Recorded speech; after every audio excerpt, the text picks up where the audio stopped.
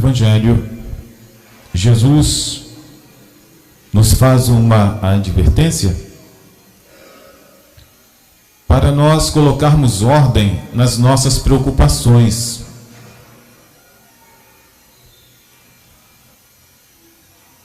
Que é o chamado Evangelho da confiança na divina providência. Colocar ordens nas nossas preocupações, por quê? Porque é normal que a gente ande preocupado. Quem não se preocupa com nada, é claro que não vai fazer nada. Então é normal que nós andemos preocupados, mas temos que colocar excesso na nossa preocupação, nas nossas prevenções, nos nossos projetos, nossos planos. Por exemplo, os pais se preocupam em manter as suas crianças educadas, ter escola. Os jovens se preocupam em estudar, em se preparar para ter um futuro. E o jovem que não se preocupa, evidentemente tem uma coisa errada. Ele tem que se preocupar, né? Se preocupar em estudar, tirar uma boa nota. Não só tirar boa nota, é aprender. Porque se você só quer tirar uma boa nota, mas não quer aprender, você pode ser capaz de colar, né? E até tirar alguma boa nota. Então essas preocupações são necessárias. Qual não é, ou qual seria a esposa que não conversa com o marido, onde precisa melhorar a nossa casa? Quanta coisa, né? A pessoa pode melhorar, e se não houver um preocupado, se não houver um interessado, não sai nada, ou sai pouco. Então sempre deve haver uma preocupação da nossa parte. A gente não deve ser um desassossegado, mas deve haver uma preocupação. Até Jesus, nosso Senhor, que conhece o ser humano, ele fala que a gente pode se preocupar com o que comer, com o beber, com o vestimento, né? Quem fica preocupado, quando alguém fala assim, olha, faz um ano que eu não compro nenhuma roupa para mim, sapato, sei lá. E Jesus põe aqui uma lista de preocupação que a gente pode ter.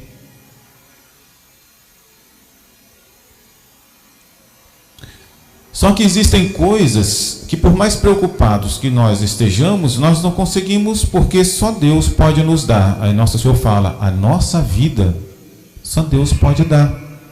Então Deus não somente nos concede a vida, mas Ele nos concede também o sustento na vida. De vez em quando a gente vê famílias profundamente decepcionadas e tristes, porque fizeram tanto para salvar a vida de um ente querido e não conseguiram, porque a vida depende do nosso Senhor, Deus que é o Senhor da vida. Mas entre tantas preocupações, meus amados irmãos, que nós precisamos ter, e como eu já falei, quem não se preocupa com nada não vai fazer nada. Existe uma que Nosso Senhor quer que nós coloquemos em primeiro lugar.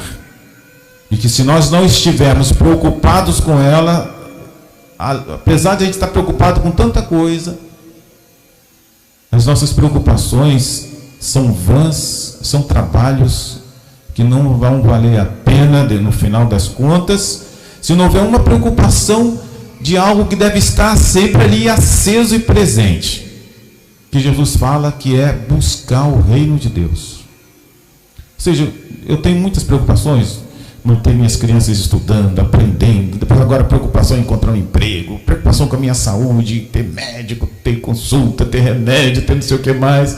Maravilha, essas preocupações fazem parte da vida humana. Todo mundo, de alguma maneira, tem. Mas quem é que está preocupado em salvar a sua alma? Que o Evangelho fala ali. Eu estou preocupado em andar na amizade de Deus para que no fim da minha carreira eu receba a recompensa eterna? E essa preocupação é que Nosso Senhor me chama. Jesus fala assim, que manter a nossa fé acesa é um interesse do Pai do céu, que quer não somente nos dar essa pequena vida que muitas vezes agrada e muitas vezes não agrada. Nosso Senhor quer nos conceder a vida eterna mediante a conservação da nossa fé. É igual saúde que a gente recebe, né? Ah, estou com a saúde danada, ótimo, você pode perder. Ah, estou com muita, graças a Deus, estou com dinheiro, não está faltando nada. Pode ser que um dia venha a faltar, né? Você vai tentar manter aquilo. E a sua fé? Você está preocupado em manter a sua fé acesa? Deus que nos concedeu esta vida, Ele quer nos dar a vida eterna. E a vida eterna nós alcançaremos mediante a prática da nossa fé. Eu tenho praticado a minha fé. E por isso nosso Senhor no Evangelho diz assim: se Deus veste assim a erva do campo, que hoje está aí e amanhã é lançada ao forno, não fará Ele muito mais por vós, gente fraca de fé? Nosso Senhor quer que a gente pratique a nossa fé todos os dias, a nossa oração, o nosso amor a Deus, o nosso temor, nosso amor ao próximo. Isso não deve faltar na nossa vida. E devemos trabalhar por isso. Quando a gente lê os evangelhos, né, Nosso Senhor fala assim: olha, vós trabalhais muito por esse pão que fica por aqui mesmo. Trabalhai por um pão que permanece para a vida eterna. Então essas perguntas do Evangelho que Nosso Senhor nos faz, para que nós não deixemos de colocar uma ordem nas nossas preocupações, que acima de todas as preocupações nós possamos ter, que haja essa aí, de agradar a Deus, de que no final da nossa carreira nós tenhamos a vida eterna, que nós vivamos como filhos de Deus. Eu, como aquela brincadeira que o pessoal gosta de fazer, né? Gosta não, alguns fizeram, né? Que eu já ouvi. E assim, nos mandamentos da lei de Deus, alguns é para a gente fazer, e outros é para a gente não fazer. Então, por exemplo, devemos amar a Deus. Parece difícil amar, né? E não é. Olha, amar é muito fácil, amar é muito bom. Amar a Deus. E outros para a gente não fazer. Por exemplo, não matar. Não é muito fácil, é só não matar, está tudo certo. Só que as coisas não são simples assim. Na vida as coisas são entrelaçadas. Coisas que você não gostaria de se implicar. Quantas vezes a gente não gostaria de ter um inimigo? Quantas vezes a gente não gostaria de ter um problema e o problema bate na nossa porta? E vamos ter alguma preocupação, vamos ter que nos trabalhar, nos ocupar de alguma coisa. Mas qual é que não pode faltar em todas as circunstâncias da nossa vida? Levar uma vida de fé, confiar em Deus, agradar a Ele, sejam quais forem as circunstâncias em que nós nos encontramos. Então vamos pedir a Jesus que nós cumpramos esse pedido dele. Buscai em primeiro lugar o reino de Deus e a sua justiça, e tudo o resto vos será dado por acréscimo. Que nós tenhamos isso sempre a peito no nosso coração, de querermos agradar o Pai do céu, buscar o seu reino, né, viver a sua justiça que Ele quer que nós tenhamos. Quero também lembrar aqui umas palavrinhas de São Paulo. São Paulo, nesse trecho da sua epístola que nós acabamos de ouvir, aos Gálatas, que a igreja nos propõe, já propôs há uns 2 domingos atrás, né? E esse domingo também, São Paulo, as lições de São Paulo aos Gálatas.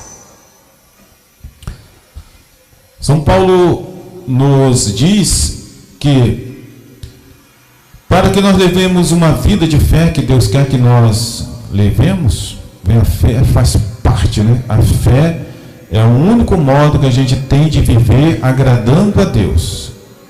E para a gente Que a gente entregue a nossa fé ao Pai do céu no nosso último dia. Que essa vela, né, que recebemos no batismo, essa vela que representa a nossa fé, e que a gente deve mantê-la acesa até o nosso último dia.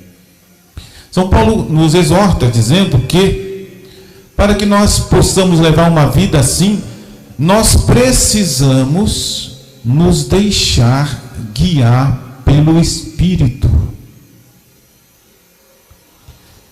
O que São Paulo fala quando a gente lê os evangelhos, o catecismo, quer dizer que a gente deve ter aqueles momentos em que a gente se põe diante de Deus, se abre o nosso coração para Deus. Deixai-vos sempre guiar pelo Espírito, que é o único modo de a gente poder vencer essas tentações a grande tentação, que eu posso resumir assim, de deixar todas as preocupações abaixo da grande preocupação que devemos ter de salvar a nossa alma. Quando, por exemplo, tem um monte de preocupação, arrumar um namorado, casar, não sei o que, ter família, etc., e você não reza, e você já não recebe mais a Santíssima Eucaristia, você já não se confessa mais, e você já não tem mais piedade, você já não se preocupa mais com os mandamentos da lei de Deus. Então, a principal preocupação está faltando porque você não está se deixando guiar pelo Divino Espírito Santo. E quando nós nos deixamos guiar pelo Divino Espírito Santo, então nós temos a força necessária para colocar Deus em primeiro lugar. E São Paulo, para deixar claro o que ele quer dizer para nós, ele diz assim, que na verdade acontece com a gente, acontece com todo mundo, não é só com o cristão não, acontece com todo ser humano. São Paulo diz que a carne deseja, o que a carne deseja é contra o Espírito, e que o que o Espírito deseja é contra a carne. Ou seja, o Espírito aqui é o Espírito Santo, né, nas Sagradas Escrituras. Ele acabou de dizer, deixai-vos guiar pelo Espírito. Só pode ser o Espírito Santo. E quando o Espírito Santo vem em nós, a gente vê que a hierarquia se arruma. Primeiro amar ao Pai do céu, depois amar o nosso próximo, depois vamos dar uma ajeitada nas coisas, mas amar a Deus e o nosso próximo está em primeiro lugar. Quando nós descuidamos de nos deixar guiar pelo Divino Espírito Santo, aí a gente começa a ser idólatra. São Paulo fala que é a carne que começa a predominar sobre a gente. E para que nós não nos enganemos, São Paulo diz que as obras da carne, para a gente perceber que é a carne que está tomando conta, as obras da carne são imoralidade sexual, vai tomando conta. Por exemplo, se o menino, o rapaz, o ser humano, né, o homem, a mãe de família, que se deixa guiar pelo Espírito Santo, logo ele vai ver que ele começa a melhorar o seu comportamento quanto a essa imoralidade sexual. A pessoa evita as pornografias, essas roupas imorais, indecentes. Vê que os nossos exemplos que aparecem na televisão, na internet, são as mulheres nuas. A imoralidade. Por quê? Porque não tem Deus em primeiro lugar. Eles não se deixam guiar pelo Divino Espírito Santo. Aí começa essa coisa aí: imoralidade sexual, impureza, devassidão, idolatria no sentido genérico, quer dizer que se tudo é colocado na frente de Deus e não Deus acima de tudo, que é o Criador, o sustentador de tudo. Porque nós, por exemplo, a vida é uma coisa tão maravilhosa, a gente quer tanto a vida, mas se o Pai do céu não nos concede a vida, nós não temos.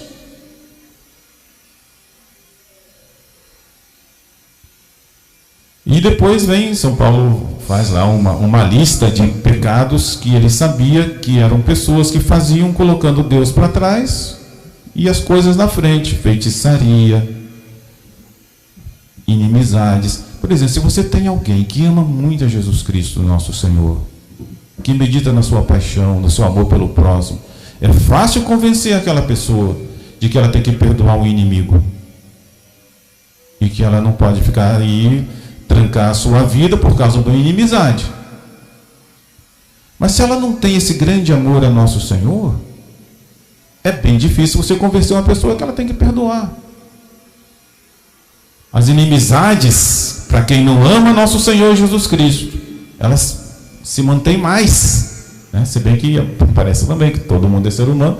Se alguém me faz um grande mal, é claro que surge, né, o desejo de vingança, de briga.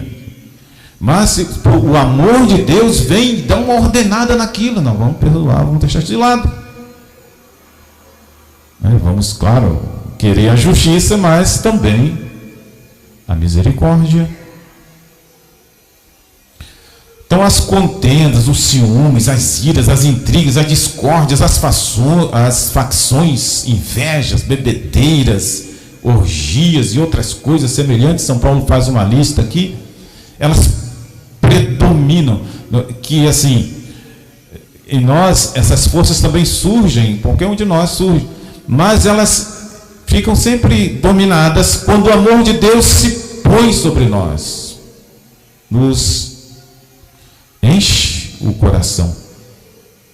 Então, meus amados irmãos, vamos pedir a Nossa Senhora essa graça, que Nossa Senhora nos conduza, Nossa Senhora nos ajude a que nós nos deixemos guiar pelo Espírito Santo, que a gente procure sempre a oração, que Deus esteja sempre em primeiro lugar, que a gente não seja um idólatra, que a gente não ponha nada na frente de Deus, a nossa vida, e que nosso Senhor seja aquele que tem a primazia nos nossos cuidados e nas nossas preocupações.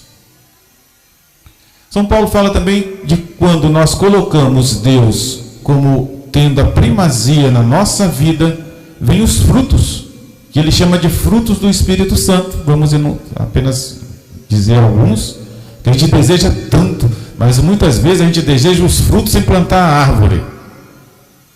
Quem não gosta de levar uma vida de paz, de amor, alegria, quer que os outros tenham paciência, amabilidade, bondade, lealdade, mansidão? Bom, todo mundo gosta. Mas como é que nós queremos isso se nós não fazemos de tal maneira que essas coisas surjam daquela fonte de que ela pode surgir, que é de Deus? Como é que eu quero os frutos se eu não quero cultivar a árvore?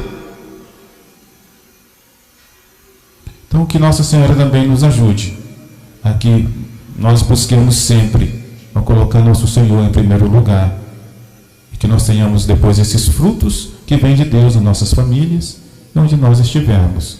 Assim, que ao menos eu seja isso, né? Que Deus nosso Senhor tenha a primazia no meu coração, que Nossa Senhora Aparecida nos abençoe e nos dê um grande desejo de nós buscarmos em primeiro lugar o reino de Deus. Em nome do Pai, e do Filho, e do Espírito Santo. Amém. Vamos ficar de pé, vamos cantar a nossa profissão de fé.